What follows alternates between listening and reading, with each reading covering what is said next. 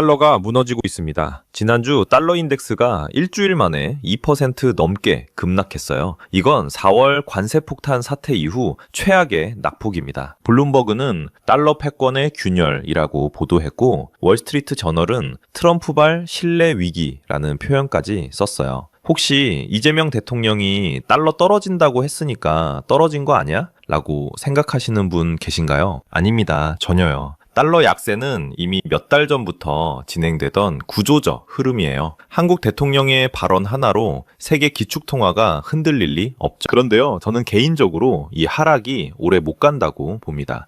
조만간 다시 튀어오를 가능성이 높아요. 왜 그렇게 보는지 오늘 영상에서 근거까지 다 말씀드릴게요. 그리고 오늘 아주 중요한 뉴스가 하나 더 있습니다. FBI가 미시간주 카운티 선거 사무소를 압수수색했어요. 2020년과 2024년 선거 관련 문서와 장비를 가져갔다고 합니다. 이게 왜 중요하냐고요? 트럼프 행정부가 드디어 부정선거 의혹에 대한 본격적인 수사에 착수했다는 신호일 수 있기 때문이에요. 만약 이 수사에서 의미 있는 결과가 나온다면 트럼프의 정치적 입지는 완전히 달라지고 미국 내부가 하나로 뭉칠 수 있습니다. 그리고 그게 바로 중국과의 패권 전쟁에서 승기를 잡는 열쇠가 될 수 있어요. 오늘은 달러 급락의 진짜 원인, 반등을 예상하는 이유, 그리고 미국이 어떻게 다시 강해질 수 있는지까지 다 다뤄보겠습니다. 자, 시작할게요. 먼저 기본 개념부터 잡고 가겠습니다. 달러가 강하다, 약하다 라고 할 때 대체 뭘 기준으로 하는 걸까요? 가장 정확한 방법은 달러 인덱스를 보는 겁니다. 이게 뭐냐면요, 쉽게 비유해 드릴게요. 여러분이 반평균 성적을 알고 싶다고 해봅시다. 한 명하고만 비교하면 안 되잖아요. 그 친구가 특별히 잘 봤을 수도 있고 못 봤을 수도 있으니까요.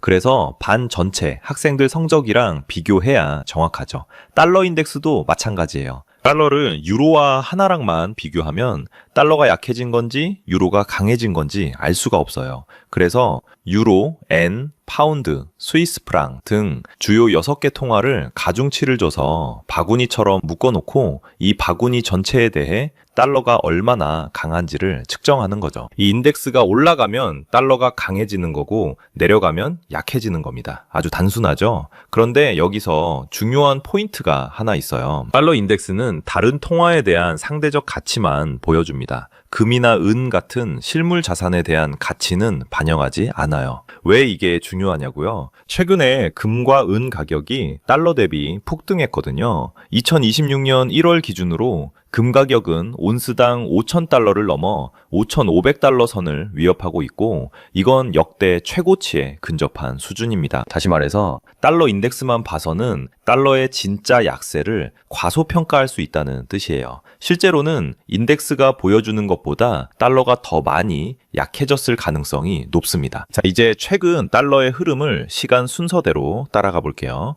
2024년 9월 달러는 상승하기 시작했습니다. 왜요? 여론조사에서 트럼프가 이길 것 같다는 결과가 나오기 시작했거든요. 시장은 트럼프 당선을 기대하며 달러를 사들였어요. 이유는 두 가지였습니다. 첫째, 트럼프가 약속한 감세와 규제 완화에 대한 기대감. 기업들 입장에서는 좋은 소식이니까 미국 경제가 좋아질 거라고 본 거죠. 둘째, 이게 더 중요한데요. 트럼프가 예고한 관세 정책이 미국 제조업을 살릴 거라는 기대였습니다. 생각해보세요. 지난 수십 년 동안 미국 기업들이 뭘 했어요? 공장을 전부 중국으로 옮겼잖아요. 왜요? 인건비가 싸니까. 그러는 동안 미국 노동자들은 일자리를 잃었고 러스트벨트 지역은 폐허가 됐어요. 트럼프의 관세 정책은 이걸 되돌리겠다는 거예요. 미국에서 만들어라 아니면 관세 맞아라. 이 메시지가 시장에 전달된 거죠. 그래서 2025년 1월 트럼프가 취임할 때 달러 인덱스는 2년 만에 최고점을 찍었어요. 그런데 여기서 반전이 옵니다. 트럼프 대통령이 대규모 관세를 발표한 날 시장에서는 이걸 해방의 날이라고 불렀어요. 왜 해방이냐고요? 미국 제조업을 중국의 불공정 무역으로부터 해방시킨다는 의미였죠. 그런데 월가와 글로벌 금융 엘리트들은 이걸 좋아하지 않았어요. 왜요? 이들은 지난 30년간 글로벌화의 최대 수혜자였거든요. 중국에서 싸게 만들어서 미국에서 비싸게 파는 구조로 엄청난 돈을 벌었어요. 그런데 트럼프가 이 구조를 흔들겠다고 하니까 당연히 반발하죠. 그래서 언론에서는 트럼프가 경제를 망친다, 무역전쟁으로 미국이 피해를 본다는 기사가 쏟아졌고 시장은 일시적으로 패닉에 빠졌습니다. 달러도 급락했어요. 하지만 진짜 현실은 어땠을까요? 2025년 7월쯤 되니까 달러가 다시 안정을 찾았어요. 왜요? 미국 경제가 예상보다 훨씬 탄탄했기 때문입니다. GDP 성장률이 괜찮게 나오고 실업률도 안정적이었어요. 오히려 중국 경제가 관세 충격으로 휘청거리기 시작했죠. 트럼프의 관세 정책이 효과를 보기 시작한 겁니다. 그런데 지난주에 달러가 또 폭락했어요. 첫 번째 원인은 트럼프의 그린란드 발언입니다. 트럼프 대통령이 그린란드를 미국 영토로 편입하겠다는 의사를 밝혔거든요. 언론에서는 제국주의적 망상이다, 국제법 위반이다 라고 난리가 났죠. 그런데 잠깐 이걸 다른 각도에서 봐볼게요. 그린란드가 왜 중요할까요? 첫째, 히토류, 전기차 배터리, 반도체, 미사일에 들어가는 핵심 광물이에요. 현재 이걸 중국이 거의 독점하고 있어요. 그린란드에 이 히토류가 엄청나게 매장되어 있습니다. 둘째, 북극 항로. 기후변화로 북극 빙하가 녹으면서 새로운 항로가 열리고 있어요. 그린란드는 이 항로의 핵심 거점이에요. 셋째, 군사적 위치. 러시아와 중국을 견제하기 위한 최적의 위치입니다. 트럼프가 그린란드를 원하는 건 미국의 전략적 이익 때문이에요. 중국 의존도를 줄이고 미국의 안보를 강화하려는 거죠. 물론 발언이 좀 거칠긴 했어요. 시장이 불안해한 것도 사실이고요. 하지만 본질을 보면 이건 미국 우선주의의 연장선입니다. 장기적으로 미국의 이로운 방향이에요. 두 번째 원인은 일본 엔화입니다.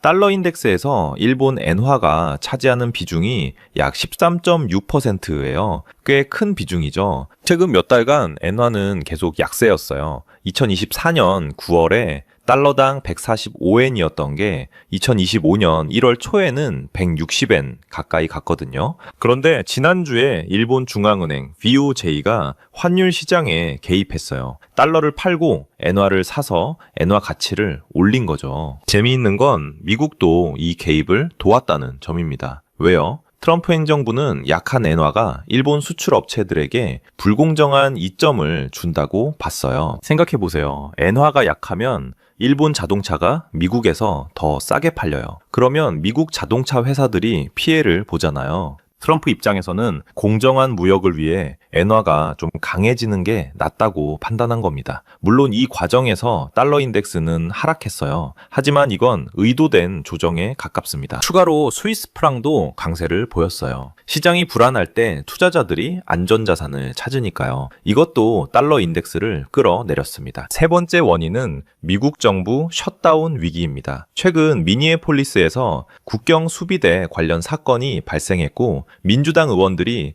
예산안 통과를 거부하고 있어요. 솔직히 말씀드릴게요. 이건 민주당의 방해 공작입니다. 트럼프 행정부가 국경 보안을 강화하려고 하니까 민주당이 발목을 잡는 거예요. 왜요? 불법 이민자들이 민주당 표밭이니까요. 그래서 기본적인 예산안조차 통과시키기 어려운 상황이 됐고 시장은 이런 정치적 교착 상태를 싫어해요. 하지만 이건 트럼프의 잘못이 아닙니다. 오히려 기존 정치 세력의 저항이 문제인 거죠. 자, 여기서 오늘의 핵심 뉴스를 다뤄볼게요. FBI가 미시간주 풀턴 카운티 선거 사무소를 압수수색했습니다. 2026년 1월 FBI 요원들이 조지아주 풀턴 카운티 선거 사무소에 들이닥쳐서 2020년과 2024년 선거 관련 문서, 투표 장비, 전자 기록을 압수해 갔어요. 이게 왜 중요할까요? 트럼프와 그의 지지자들은 오랫동안 2020년 선거에 부정이 있었다고 주장해왔어요. 그런데 당시 FBI와 법무부는 이 주장을 무시했죠. 오히려 트럼프 지지자들을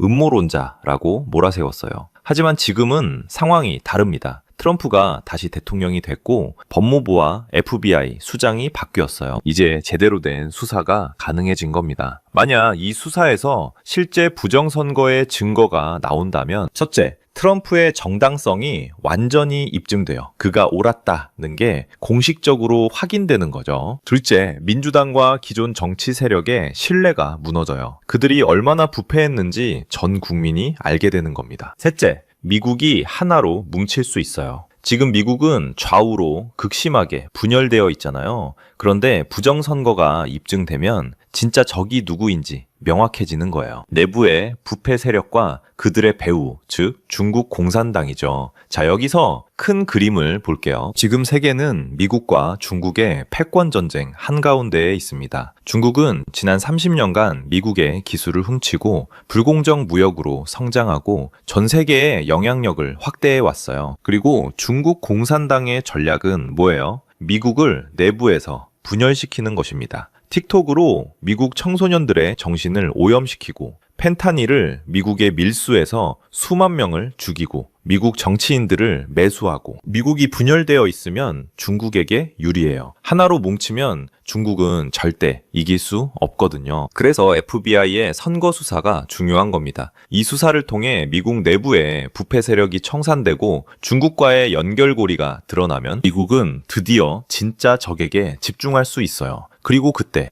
달러는 어떻게 될까요? 폭등합니다. 왜요? 미국이 다시 강해지니까요. 전 세계가 미국에 투자해야겠다고 생각하니까요. 단순한 추측이 아닙니다. 최근 법무부 수사 결과에 따르면 미국 내 일부 정치인들에게 유입된 자금의 출처가 중국계 페이퍼 컴퍼니였다는 정황이 포착됐습니다. 이번 조지아 압수수색은 그 거대한 퍼즐의 마지막 조각을 맞추는 작업인 셈이죠. 내부 청소가 끝나고 미국이 단일 대우를 갖추는 순간 시장은 강한 미국에 베팅할 수밖에 없습니다. 물론 지금 당장은 달러의 압력이 있어요. 트럼프 대통령이 연방준비제도 페드에 금리 인하 압박을 가하고 있습니다. 언론에서는 연준 독립성 침해다라고 난리지만 솔직히 말할게요. 지금 연준이 정말 독립적이었나요? 오바마 바이든 시절에 연준이 뭘 했어요? 돈을 마구 찍어냈잖아요. 그래서 인플레이션이 터진 거예요. 트럼프가 금리 인하를 원하는 건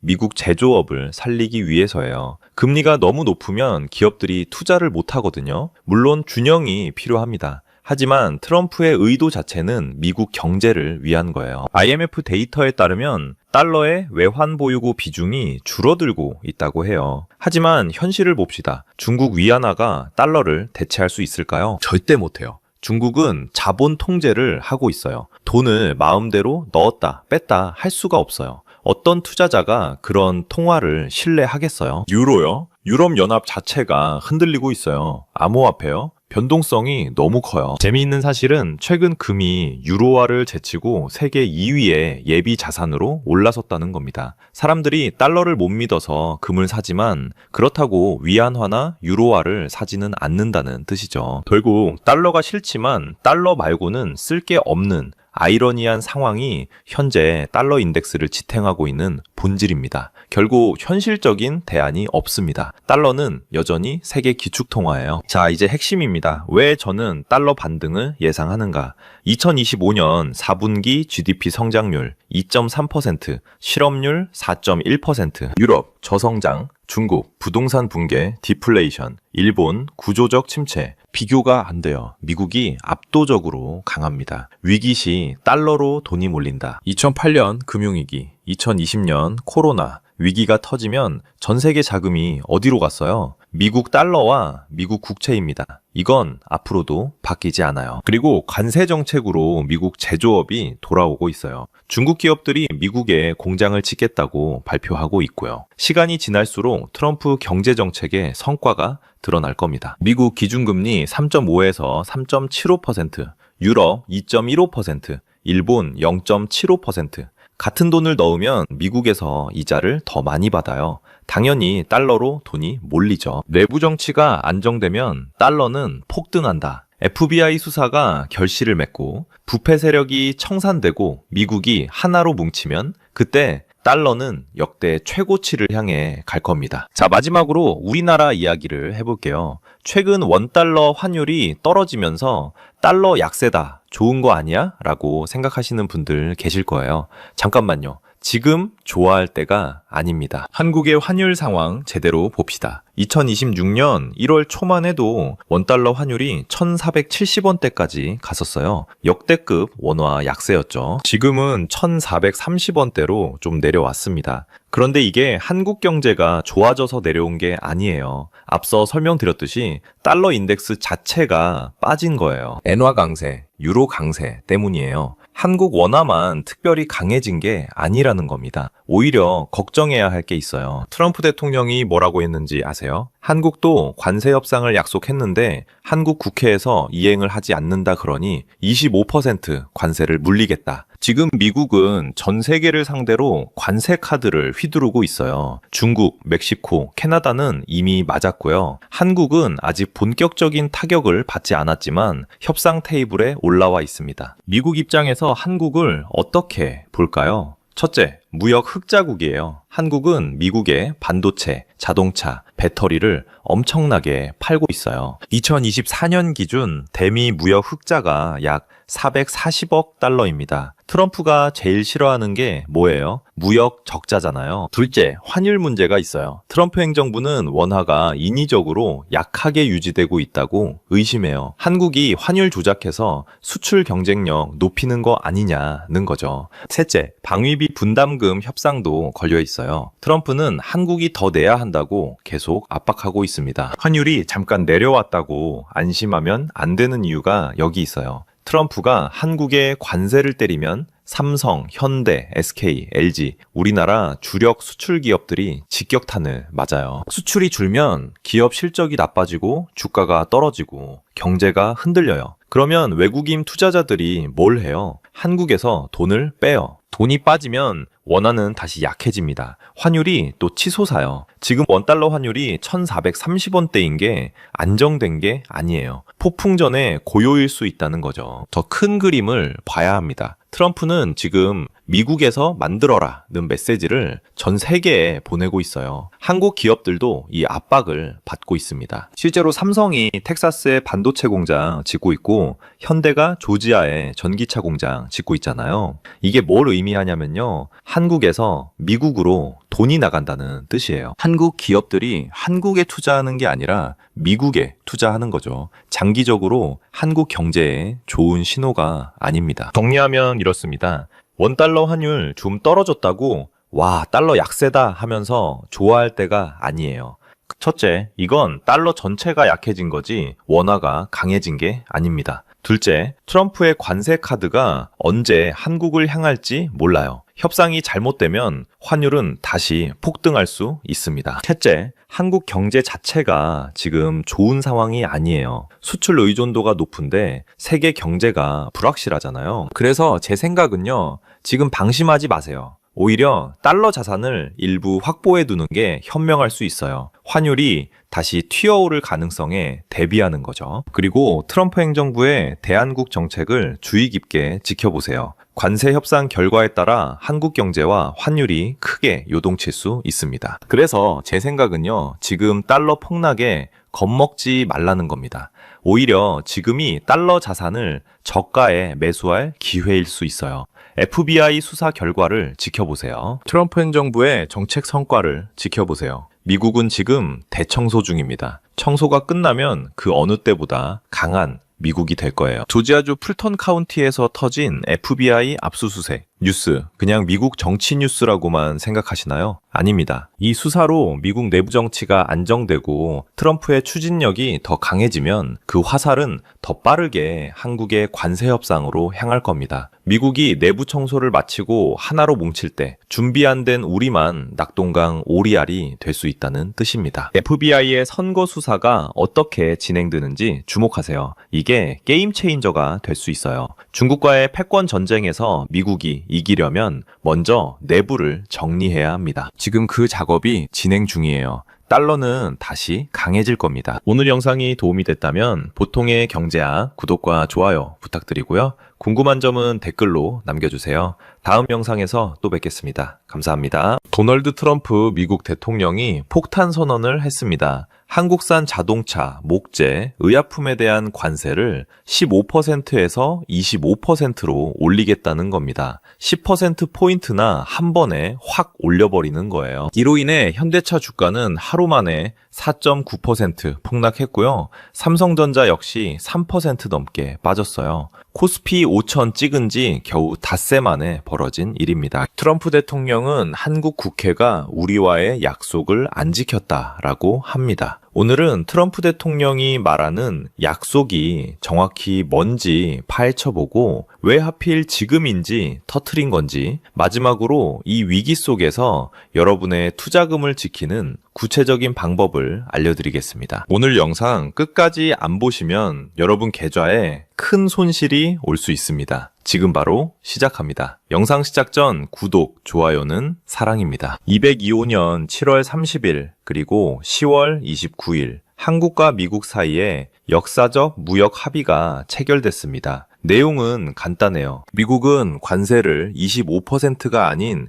15%로 묶어두겠다. 한국은 민간 기업들이 자율적으로 500조 원을 미국에 투자하겠다. 여기서 핵심은 민간 기업의 자율적 투자입니다. 500조요? 우리나라 1년 예산의 거의 80% 수준이에요. 하지만 정부가 퍼주는 돈이 아닙니다. 삼성전자, 현대차, SK 같은 기업들이 자기 돈으로, 자기 판단으로 미국에 공장 짓겠다는 거예요. 트럼프 대통령 입장에서는 완벽한 거래죠. 일자리도 늘고 제조업도 살아나고. 미국 대통령으로서 당연히 해야 할 선택입니다. 하지만 진짜 문제는 이제부터입니다. 이 합의가 실행되려면 한국 국회에서 법을 만들어야 해요. 한미 전략적 투자 특별법이라는 거죠. 500조를 어떻게 모으고 관리할지 정하는 법입니다. 작년 11월 제출됐는데 아직도 통과가 안 됐습니다. 2달 넘게 국회 서랍 속이에요. 여야 대립, 정치 싸움, 주도권 다툼 때문에 계속 미뤄지고 있거든요. 이게 바로 한국 정치의 민낯입니다. 기업들은 살려고 발버둥 치는데 국회의원들은 자기 정치 생명만 챙기고 있어요. 그 결과가 뭡니까? 트럼프 대통령한테 빌미를 준 겁니다. 트럼프 대통령은 사업가 출신이에요. 계약 안 지키면 대가 치르게 하는 게 당연하다고 생각하죠. 트럼프 대통령은 트루스 소셜에 이렇게 썼습니다. 이재명 대통령과 나는 훌륭한 합의를 했다. 10월 29일 한국 방문 때도 재확인했다. 그런데 왜 한국 국회는 이걸 승인하지 않는가? 이게 바로 이번 관세 인상의 진짜 이유입니다. 단순한 무역 전쟁이 아니에요. 트럼프 대통령이 한국 국회를 향해 직접 압박하는 겁니다. 너희 국회의원들 계속 정치 싸움 할 거야? 그럼 너희 지역구 기업들 문 닫게 만들 거야. 외교적으로 이례적이죠. 하지만 잘못은 우리에게 있습니다. 약속을 지키지 않았으니까요. 트럼프 대통령은 미국의 이익을 지키는 거고 우리 국회는 정치 싸움만 하고 있는 겁니다. 언뜻 보면 이번 조치는 자동차, 목재, 의약품에만 해당되는 것처럼 보입니다. 하지만 진짜 위험은 따로 있어요. 1월 14일 트럼프 대통령은 이미 또 다른 조치를 발표했습니다. AI용 첨단 반도체에 25% 관세를 매기겠다는 거예요. 삼성전자와 SK 하이닉스가 만드는 HBM이 바로 여기 해당됩니다. HBM이 뭐냐고요? 인공지능 돌아가는데 필수적인 초고속 메모리 칩이에요. 엔비디아, AMD가 AI 칩 만들 때 반드시 필요한 부품이죠. 그리고 전 세계에서 이걸 제대로 만들 수 있는 회사가 딱 2곳, SK 하이닉스랑 삼성전자. 트럼프 대통령은 여기에 조건을 하나 붙였습니다. 미국 공급망 구축을 위해 수입되는 반도체는 관세를 면제해준다. 이게 무슨 뜻이냐면요. 미국 땅에 공장 짓고 미국 회사들한테 팔면 관세 안 물린다는 겁니다. 이건 미국 대통령으로서 당연한 투자 유치 정책이에요. 미국이 중국 견제하면서 동시에 자국 제조업 살리려는 전략이죠. 트럼프 대통령으로서는 당연히 해야 할 일입니다. 그럼 우리는 어떻게 해야 할까요? 답은 기업의 자율적 판단에 맡기는 겁니다. 삼성전자가 텍사스에 공장 짓겠다면 짓게 놔두세요. 현대차가 조지아 공장 확장하겠다면 확장하게 하세요. 그게 기업의 이익이 되니까 하는 거거든요. 숫자로 보면 명확해요. 현대차가 미국에서 한 해 30조 원어치 파는데 관세가 10%포인트 오르면 3조 원 타격이에요. 그런데 반도체는요. 작년 한국 반도체 수출액이 140조 원 넘습니다. 정리하면 이렇습니다. 자동차 관세는 눈에 보이는 칼이고 반도체 관세는 목에 겨눠진 총입니다. 하지만 해법은 있어요. 기업들이 자유롭게 판단하고 투자하게 내버려 두는 것. 그렇다면 최근 1442원으로 떨어진 이유는 뭘까요? 경제가 좋아진 거 아니냐고요?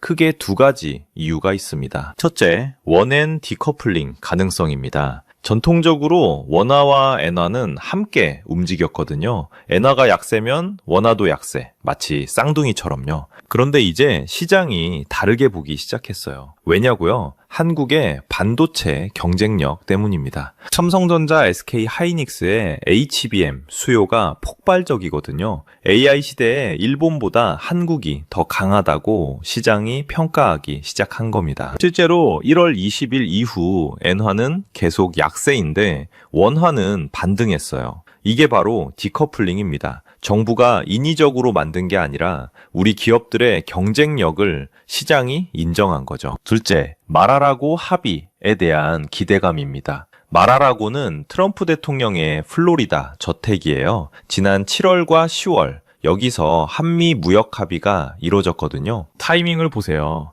1월 20일 환율 1,480원 고점, 1월 22일 코스피 5,000 돌파, 1월 23일부터 25일 국회 비준 조속 추진 신호, 1월 26일 환율 1,442원으로 하락. 시장이 이번엔 진짜 합의가 이행되겠구나 라고 반응한 겁니다. 국회 비준 기대감, 기업들의 투자 발표, 두 정상 간의 신뢰, 이게 합쳐진 거죠. 이게 바로 시장의 힘입니다. 정부가 외환 보유에 풀어서 막는 게 아니라 정책 불확실성, 해소 가능성을 시장이 선반영한 거예요. 하지만 이건 근본적 해결이 아닙니다. 국회가 실제로 법안을 통과시키지 않았어요. 아직은 기대감일 뿐이고요. 일본 금리 인상 압력은 여전하고 서학개미들의 달러 매수도 계속됩니다. 디커플링도 확정된 게 아니에요. 반도체 경기가 꺾이면 다시 엔화에 동조화 될 수 있거든요. 트럼프 대통령의 관세 발언, 환율을 어디로 밀어붙일까요? 답은 명확합니다. 추가 상승 압력입니다. 관세 인상으로 현대차, 삼성전자 실적 악화되면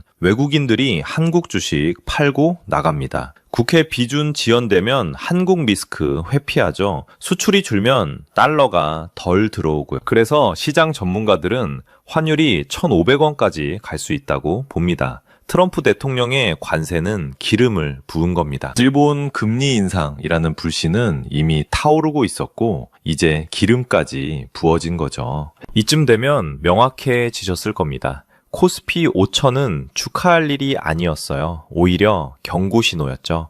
그렇다면 지금 여러분이 해야 할 일은 뭘까요? 패닉에 빠져서 주식을 다 팔아야 할까요? 아니면 괜찮겠지 하고 버텨야 할까요? 세 가지를 확인하세요. 첫 번째, 국회 비준 여부. 이게 가장 중요해요. 한미 전략적 투자 특별법이 국회를 통과하는 순간 트럼프 대통령은 관세를 다시 15%로 내릴 가능성이 높거든요. 본인도 한국이 약속을 지키면 나도 약속을 지킨다고 했어요. 언제 통과될까요? 빠르면 이번 주, 늦어도 2월 안에는 결론이 날 겁니다. 왜냐고요? 여야 모두 삼성, 현대차 같은 대기업들한테 엄청난 압박 받고 있거든요. 기업들이 우리 망하면 너희 지역구 일자리도 다 날아간다고 말하는 순간 정치인들은 움직일 수밖에 없어요. 하지만 이것도 시장이 결정합니다. 주가가 계속 빠지면, 여론이 악화되면 국회의원들도 결국 움직여요. 다음 선거 생각하니까요. 어떻게 대응할까요?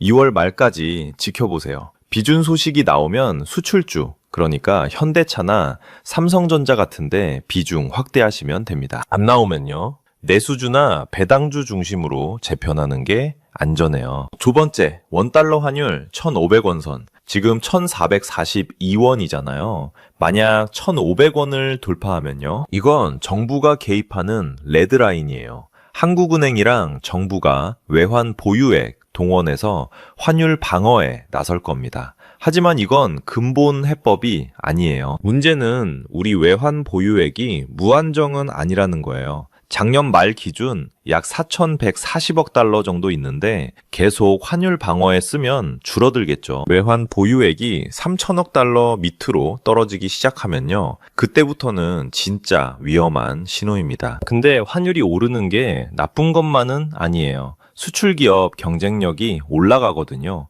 삼성전자, 현대차, 해외 매출이 늘어나는 거죠. 어떻게 대응할까요? 1,500원 돌파하면 수출 기업 중에서도 환율 올라서 이득 보는 기업들 주목하세요. 그리고 달러 자산도 좀 분산해서 갖고 계시는 게 좋아요. 세 번째, 일본 금리 인상 속도. 일본은행이 올해 몇 번 더 금리를 올릴 것이냐가 핵심이에요. 시장에서는 4월에서 6월 중에 한 번 더 올릴 거라고 보고 있거든요. 만약 그게 현실이 되면 엔캐리 트레이드 청산이 본격화됩니다. 지난해 7월 기억하세요? 일본이 금리를 0.25%로 올렸을 때요. 8월 5일 니케이 지수는 하루에 12.4% 폭락했고 코스피도 8.7% 급락했어요. 근데 말이죠. 일본이 금리를 올리는 건 정상화 과정이에요. 한국도 배워야 합니다. 금리 인하? 말도 안 돼요. 물가도 안 잡혔는데 금리 내리면 인플레이션만 더 심해지거든요. 어떻게 대응할까요? 일본 금리가 1.0% 돌파하면 은행주, 보험주 같은 금리 인상 수혜주 비중 확대하세요. 그리고 주식 전체 비중은 좀 줄이는 게 안전합니다. 코스피 5,000 찍었다고 해서 이제 6,000 간다는 보장 없습니다. 오히려 지금은 리스크 관리 타이밍입니다. 기억하세요. 정부가 답이 아닙니다. 시장이 답입니다. 국회가 답이 아닙니다. 기업이 답입니다. 규제가 답이 아닙니다. 자유가 답입니다. 코스피 5,000은 끝이 아니라 새로운 싸움의 시작입니다. 오늘 내용 도움 되셨다면 보통의 경제학 구독과 좋아요, 알림 설정 부탁드립니다. 감사합니다.